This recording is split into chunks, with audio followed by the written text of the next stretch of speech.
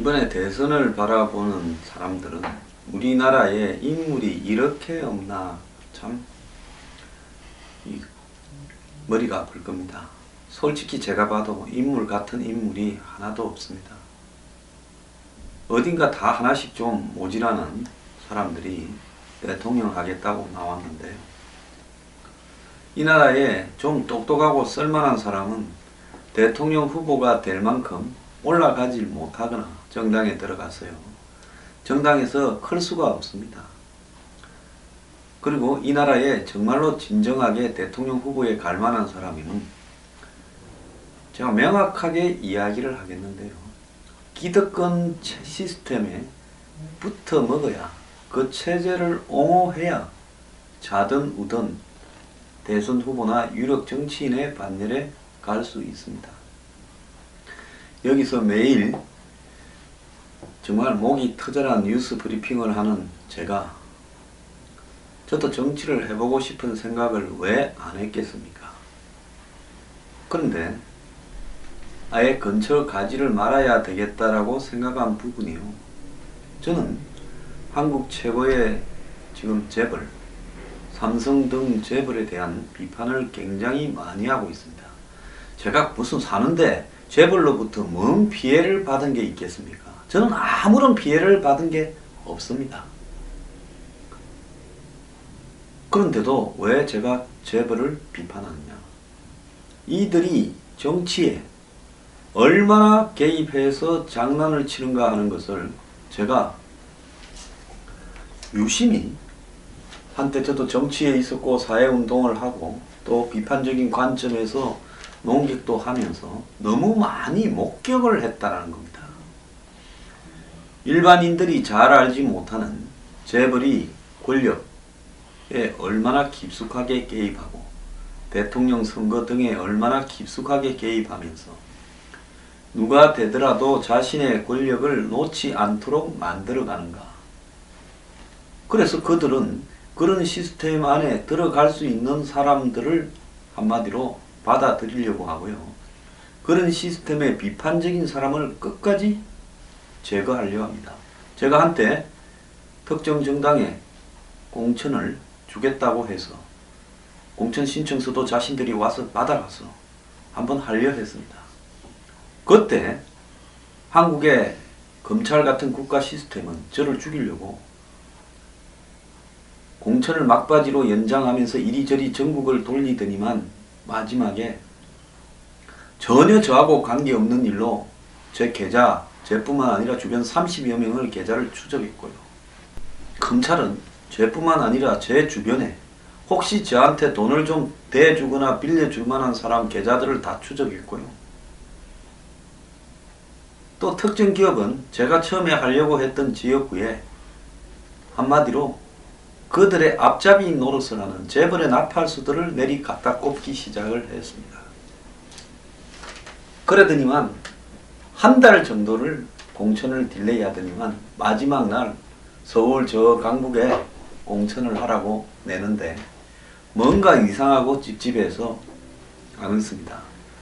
나중에 보니까 제 계좌를 그 시점에 전후로 한 일주일간 탈탈 털고 있었더만요. 저뿐만 아니라 제 주변의 기업인들까지요. 제가 그 모습을 보면서 자, 마지막 날 공천을 준다 해라 하면 준비를 안 하고 이미 제가 사무실을 선거 준비 사무실을 열었다가 문을 닫고 다 정리를 한 상태에서 등록 비용을 제가 어떻게 갑자기 조달합니까? 그런 부분까지도 다 염두에 두었던 걸로 보이는데요. 그래서 문재인이든 안철수든 저 지경까지 올라갈 때는 다들 기득권에 엮여 있는 부분들이 있기 때문에 가능한 것이다. 이렇게 봅니다. 물론 당선과 거리감은 유승민이나 심상정 같은 경우에는 뭐 그럴 일도 없겠지요. 자, 그래서 사람이 시원찮아도 과거에 여러 가지 정치 과정에서 자기들과 얽혀있는 사람들은 충분한 이용 가치를 가지고 계속 부려먹습니다. 그냥 최순실이 박근혜하고 연결되면서 이재용이가 연결됐겠습니까? 웃기는 소리라고 봅니다. 제 말을 듣기 싫은 사람도 있을 건데요. 노무현 정권이 그냥 삼성공화국이냐, 삼성과 붙어 먹었겠습니까? 어제 안철수 후보가 유세 과정에서요, 맞는 이야기를 모처럼 했습니다. 그 이야기가 뭔가 하면, 자기가 집권하면 정경유착을 척결하고 재벌개혁을 하겠다 이랬습니다. 그러면서 삼성과 유착했던 정권의 책임자가 정권을 잡아봤자 절대 재벌개혁을 하지 못한다라고 말을 했습니다. 전날 TV 토론에서 JTBC 유승민 후보가 민주당의 박영선 의원이 노무현 정부 시절 참모들이 삼성 보고서로 정책을 만들었다고 했는데 사실이냐고 문 후보에게 공격을 했습니다. 물론 문 후보는 정권을 잡다 보면 이런저런 걸 참고하는 거 아니냐고 빠져나갔겠지요. 자, 박영선 의원은 작년 10월 노무현 당선자 책상 위에 놓인 것은 인수위가 만드는 정책 백서가 아니라, 즉 당선되어서 취임하기 사이에 인수위 시절에 삼성경제연구소에서 만든 정책 보고서였다. 이렇게 말을 한 바 있습니다. 자, 이번에 프랑스에서 마크롱이 거의 될 걸로 지금 예측되고 있는데, 노동자들이 마크롱에 대한 반발이 매우 거셉니다. 좌파 정당 연합을 만들어서 극좌당을 만들어서 나섰던 멜랑숑은 마크롱이 기득권의 앞잡이기 때문에 지지하지 않겠다 했습니다. 마크롱은 로스차일드에서 M&A 인수합병 전문가였습니다. 자, 근데 안철수 의원은 자신이 한국판 마크롱이 되겠다 하면서 또 삼성의 이 노무현 문재인 후보와의 연관성을 지적하면서 비판을 했는데요. 이 비판조차도 적절하지 못한 부분이 있습니다. 자, 제가 이런 문제를 이야기하는 부분은 왜 인물이 없는가 하는 부분에서, 인물은 스스로 크지 않는 이상은 지금 기성정당에 의존해서, 기성정치인에 의존해서는 절대로 대통령에게 대통령 후보 근처까지도 갈 수 없는 것이 한국의 환경이다라는 겁니다. 그래서 제가 정치를 하면 내가 당을 만들어서 하지, 안 그러면 정치를 하지 않겠다고 생각을 하는 겁니다. 제가 만약에 기성정당에서 정치를 하고 있다면 벌써 타락을 해서 돈도 받아먹고 기득권을 옹호하는 정책도 내고 뒷거래도 하면서 벌써 부패 정치인이 되었을지도 모릅니다. 자, 인물 다음으로 정책 이야기를 하는데, 정책 선거가 실종되었다라고 이야기를 하는데, 이번 대선도 예외가 아닙니다. 조기 대선이다 보니까 정책보다는 네거티브 이미지 싸움이 주 공세, 공방전을 이렇게 낳는 요소가 되는데요. 공약 선거가 이루어지지 않는 가장 큰 이유는 유권자가 어떤 공약이 있는지 제대로 알지 못하기 때문인데, 제대로 알지 못한다란 말은 점잖은 말이고, 유권자가 공약에 관심이 없다라는 겁니다. 자, 정치 수준이 개떡인 것만큼 솔직히 말하면 국민 수준이나 유권자 수준은 그것보다도 더 개떡입니다.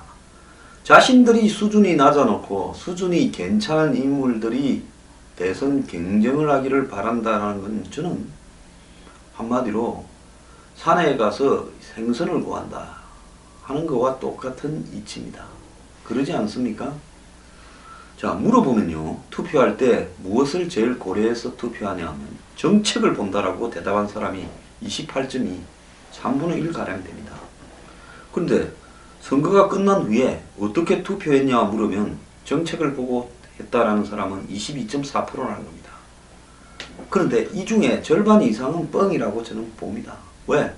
아무나 내 마음 내키는 사람을 찍어놓고 자기 이해관계, 혈연, 지연, 학연부터 시작해서 내가 평소에 가지고 있는 내 환상 내지는 내가 가지고 있는 누가 미워서, 또 내가 가지고 있는 어떤 정당 누군가 미워서, 그거는 과학적이지도 않고 체계적이지도 않습니다. 어쨌거나 내 감 때문에 찍어놓고 내 이해관계 때문에 찍어놓고 나중에 물으면 정책 때문에 대답했다고 하는 사람이 22.4라는 겁니다. 지난 2007년에도 대선 때 정책을 제일 먼저 보겠다 하는 사람이 38.8%입니다. 그 사이에 사람들이 좀 정직해지기는 했네요. 그런데 투표가 끝난 뒤에 뭐 보고 했냐니까 27.1%만 정책 보고 했다고 합니다.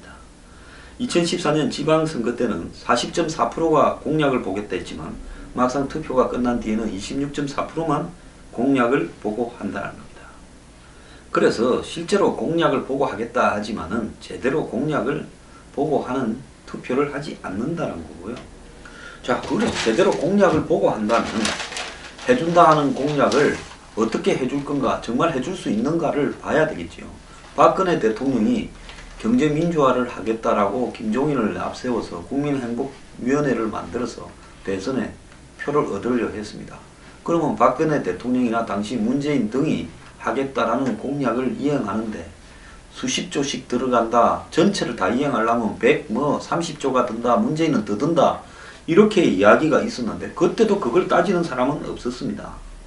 문재인 후보 공약 이용에 35조 6천억, 안철수 후보는 40조 9천억이 든다는데 1년 예산이 400조인데 그 중에 빼도 박도 못하고 저절로 나가는 게 300조고 나머지 이제 조금씩 편성할 수 있는 예산이 100조인데 이것도 대부분 구체적이지는 않지만 그 해거에 쓰여질 대략적인 용도는 정해져 있어서 전체 예산의 10%쯤 되는 40조를 만들어낼 부분은 뺐다 박아도 없다는 겁니다.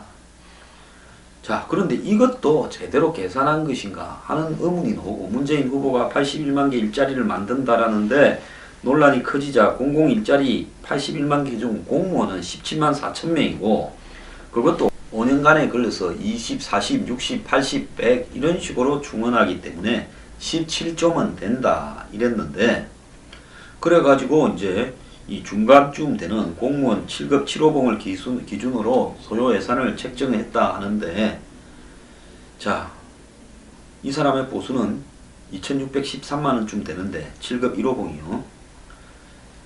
자, 그런데 보통 사람을 하나 뽑아 놓으면 그 사람 월급의 한 30-40%는 관리 비용으로 나가죠. 그래서 2613만원짜리 사람을 뽑으면 연간 총 나가는 지출은 3,358만원이랍니다. 왜 그러냐?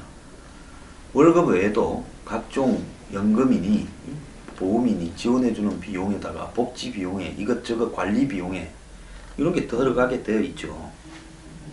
그래서 문 후보 기준으로도 공무원을 이렇게 5년간 17만 4천 명을 채용하면 20조 원이 넘는다는 겁니다.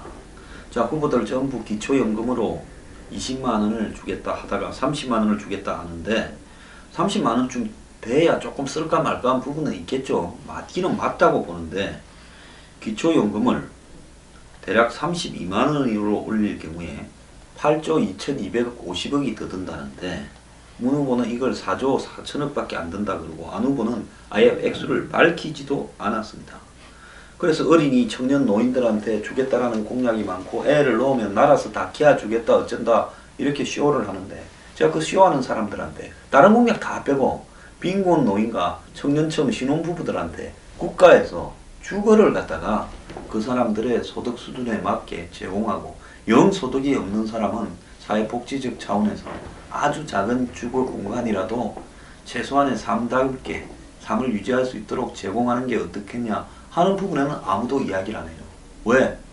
이거는 집을 주겠다 하다가 사기를 치면 나중에 난리가 좀 나게 생겼으니까 이거는 감당할 엄두가 안 나니까 그 이야기는 안 합니다. 근데 저는요 나중에 사기를 치더라도 지금 대한민국의 저출산 고령화에서 가장 시급한 문제가 주거 문제다 이렇게 보기 때문에 아예 사기를 치더라도 이 한 개라도 제대로 하겠다고 하고 모든 재원을 여기에 투입해서 해보겠다고 말을 하겠습니다. 이런 철학적인 어떤 판단도 없이요 여기저기 그냥 숫자상으로 예산만 안무하고 되고 나면 절대 안 하죠. 자, 그런데 우리가 왜 공약을 이렇게 안 따져보고 아무나 뽑을까 하는 부분에는요 애초 이 유권자들이 후보자의 공약을 제대로 알지 못하고 그다고 선거운동 자체가 정책 공약 대결보다는 서로 비방이니 네거티브 하면서 실수, 실언, 행동 등에 따라 왔다 갔다 하게 이렇게 되다 보니까 공약은 재미도 없고 관심을 가지기도 싫고 솔직히 말하면 무식해서 봐도 이해를 못하는 부분도 많은 겁니다. 자, 그러니까 후보들이 다 그럴듯한 공약을 숫자상으로 대충 깨 맞추어 가지고 막 던지는 거죠. 이렇게 되다 보니까 공약이 이루어질 수 있는 요건은 처음부터 갖추지 못했고, 즉 약속을 공적으로 약속한다 말이 빌공짜가 되어서 가짜말을 남발한다 말로 돼버리는 겁니다. 그러니까 실천 방안이나 소요 예산, 재원 조달 방안은 애초부터 관심이 없었던 겁니다. 그래서는요, 지난번 미국 대선에서 대학교 교육을 무상으로 하겠다고 하면서 무상 대학 교육에 드는 예산이 10년간에 7,500억 달러, 즉 한국 돈으로 850조인데 이 예산을 월가 투자자들한테 세금을 매겨가지고 메우겠다 했고, 이들로부터 거둘 세금이 매년 3천억 달러, 즉 대학 무상 교육을 하고도 남을 돈을 거두겠다고 구체적으로 말을 했습니다.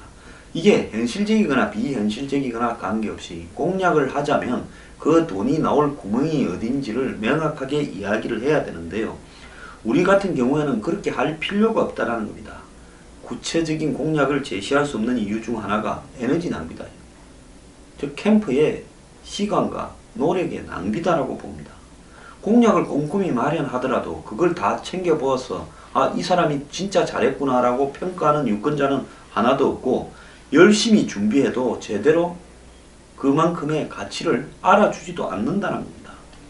재원 방법도 조달하지 못한 채 뭐 해주겠다고 말한 후보가 재원 방법을 꼼꼼하게 내놓은 사람 구체적인 수치를 비판하면서 이것은 비현실적인 거다, 어쩌다 하고 비판의 소지에 근거만 제공해 주기 때문에 아예 재원 방법을 안 하는 게 훨씬 나은데 뭘 하고 시간과 돈과 노력을 투자해서 그걸 했다가 남한테 덜미 잡힐 구실만 만들어주느냐. 여기 언론 책임도 크죠. 언론은 투가면 공약이니 하면서요. 솔직히 대한민국 언론이요, 될 만한 사람을 위해서 안 될 만한 사람들 뒷조사나 하고 될 만한 사람 옆에 붙어서 덮어주는, 그 사람이 안 될 만한 것은 덮어주는 역할을 하는 게 대한민국 언론 아닙니까? 얼마 전에 한국의 유력 보수 신문에 집안에 벌어졌던 불미스러운 일을 제대로 보도하는 언론 하나도 없고, 한국의 진보 신문에서 벌어진 회사 간부들끼리의 살인 사건도 제대로 보도한 언론도 없습니다. 마찬가지로 이들이 대선은 서로 전부 한쪽에 줄을 서서 어떻게 해보려고 하거나, 안 그러면 자기들이 유리한 어떤 판을 만들어 보려고 꿍꿍이를 부리는 것이 다라는 겁니다. 그래서 대선 후보들이 막 지르는 공약은 보도를 심하게 하면서 그걸 어떻게 제대로 할 거냐라고 비판하는 어떤 이 다른 후보의 지적은 거의 보도하지 않는, 이런데 누가 공약에 신경 쓰겠냐는 거고요. 이번 대선에 출마한 후보들이 자기들이 국회의원을 할 때 공약 이행률이 얼마냐 이래 보면 문재인이 19대 국회에서 내었던 공약의 이행률이 16.7%라 그러고 안철수는 22.2%라는 겁니다. 아니 자기들이 국회의원 할 때 내걸은 공약도 이 정도밖에 안 지키는데 하물며 대선에 나서서 내걸은 공약을 지키겠냐라는 거죠. 자, 유권자들이 공약을 꼼꼼하게 분석을 하고 왜 이러냐, 어떻게 할 거냐 이런 거를 전부 짚어나가다 보면 정말로 본 정치인의 실체가 보일 수도 있는데요. 지금 후보들이 전부 4차 산업혁명 어쩌고 저쩌고 하는데 이 4차 산업혁명이 얼마나 서민이나 중산층의 삶을 파괴할 건가 하는 부분에 대한 대책의 고민은 거의 없는 겁니다. 굳이 나도 4차 산업혁명이 필요한 분야들은 대기업이나 벤처들은 글로 갈 건데 정부가 앞장서서 4차 산업혁명을 어쩌고 저쩌고 하면서 굳이 정말 보호해야 될 비정규직이거나 숙련도가 낮은 노동자들의 일자리를 없애버리는 쪽으로, 그 서비스 산업의 일자리도 없애버리는 쪽으로 유도해 갈 필요성이 뭔가에 대해서 4차 산업혁명이라는 부분이 정말로 이 대선 후보들이 무슨 넥타이 매지 않고 귀에 낀 마이크폰으로 그럴싸하게 스티브 잡스 흉내라도 내고 이러는 데는 유용할지 모르지만은 4차 산업혁명을 지금 이 한국의 한마디로 이 대취업난의 현실에서 실업난 속에서 과연 할 문제인가 하는 부분에 대해서 이 지금까지 토론에서 제대로 공방도 열리지 않고 있다는 겁니다. 그러다 보니까 교육 공약이라는 것은 전부 황당한 소리들만 하고 있지 본질적인 부분을 짚지 못하고, 주거 공약이라는 것은 기껏해야 여태까지 수없이 거짓말해온 임대주택 공급 이야기만 반복해서 하고 있고, 그나마 안보 공약에서는 확연하게 차이가 나니까 그게 지금 각 논쟁의 중점이고, 안보 공약을 TV 토론 때 하고 나면 나머지는 토론이 제대로 안 되는 현상이 보여지고 있다. 왜? 전부 비슷비슷하게 한마디로 책임 못 줄 이야기를 마음대로 하니까. 근데 안보 공약은 한마디로 전부가 다 저거 지지층들한테 눈앞에 확 보이는 거니까 거짓말을 제대로 못하니까 거기에서만 토론이 벌어지고 있는 이유라는 겁니다. 자, 이런 어떤 가짜 공약을 놓고 막 던지고, 그리고 이런 인물같이 하는 인물들을 놓고 대선을 치러야 되는 국민의 처지가 정말로 저는 안타깝습니다. 그런데 이 또한 국민의 수준이 자초한 부분이다라고 넘기고 가야 될 거라고 보고요. 대한민국이 제대로 되어가기 위해서는 대선 후보에 나올 수 있는 사람에 대한 검증을 애초부터 제대로 하는 시스템, 국회의원이 될 때부터 제대로 수준 낮은 인간들이 국회의원도 못하게 하는 일종의 걸러지는 시스템이 되지 않고는, 또 정경유착에 대한 확실한 처벌과 방매를 하지 않고는 대선 후보들은 전부 쓰레기 경진장이 될 수밖에 없다라는 말씀을 드리고 싶습니다. 자기가 정권을 잡았을 때 그 정권이 겉으로는 진보라고 이야기하면서 재벌의 앞잡이 정권처럼 되어버렸던 사람, 벤처로 떼돈을 버는 과정에서 무리를 빚었던 사람이 이제 국민을 위해서 봉사하는 헌신적인 정치인이 되겠다 하는데, 그 사람이 내놓은 4차 산업혁명의 안을 보면 일자리를 없애는 부분밖에 없습니다. 자, 그러면서 이 두 사람은 전부 특권과 갑질을 가족에서부터 여실히 보여주었습니다. 자, 이걸 극복을 하고 무너진 보수를 세우겠다는 사람은 한마디로 기득권을 어떻게 청산해야 될지를 말을 못하고 있습니다. 그건 필요 없다고 이야기하고 종북척결을 외치듯이 하고 있습니다. 그나마 조금 제대로 이야기를 하는 사람은 당에서 후보 자리를 지금 쫓아내버리려고 안철수한테 제물로 갖다 바치려고 하고 있고, 그나마 통진당 과거 종북 정당과 결별한 좀 나은 진보인가 했던 사람은 말은 잘하는데 이 사람은 뭐가 통진당하고 달랐는지를 구별하지도 못하고 있습니다. 한마디로 한국의 지식인들의 사이비 진보를 그대로 답습하고 있습니다. 말만 잘합니다. 자, 이렇게 해가지고 한국 대선이 또 흘러가고 있고, 우리는 뽑은 사람을 또 쫓아내라고 촛불을 들고 길거리로 가게 될 일은 뻔하게 보입니다.